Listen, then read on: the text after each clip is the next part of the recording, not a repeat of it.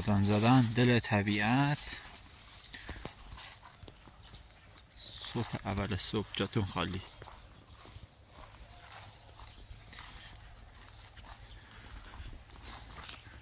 شغاله اینجا بودن، رفت 2 تا شغال بودن.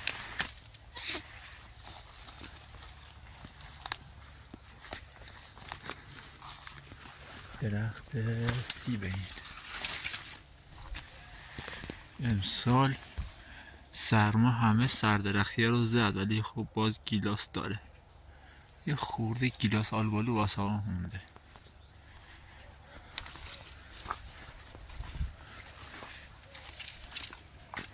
و اینا رو همه سرما زده.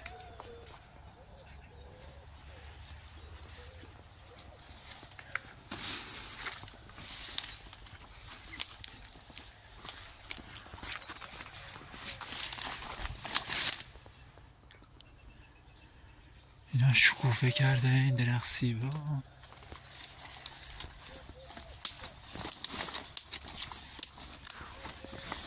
این گیاه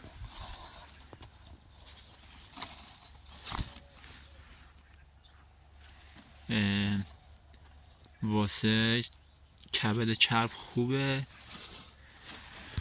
خیلی خوبه. اینجام در اومد. خب این دوتام رفتن. گلای خوشگل، درخت گل کرده.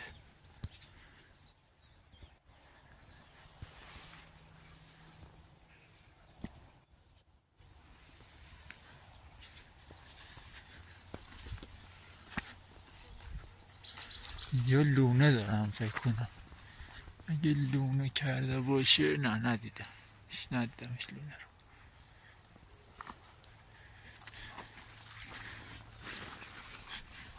خلاصه جاتون خالی. صبح اول صبح میچسبه. بارون اومده حسابی.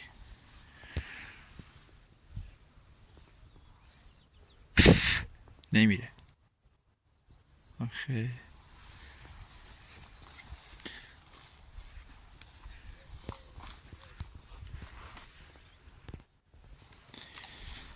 میدونی چیه؟ دشمن افسردگی همین طبیعته. اگه میخواد همیشه شنگول باشید، سعی کنید بیاد تو طبیعت. خوشگله، ای خدا چقدر خوشگله.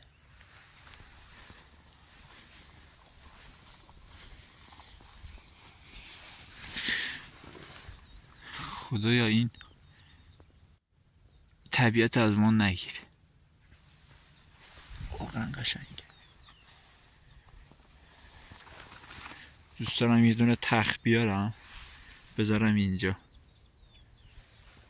فارغ از دنیا، از غم، غصه، قسط. این قسط ها خیلی سنگینه. بشینم اینجا واسه خودم شب و روز بخوابی، یه قلیونم بکشی، چی میشه مگه؟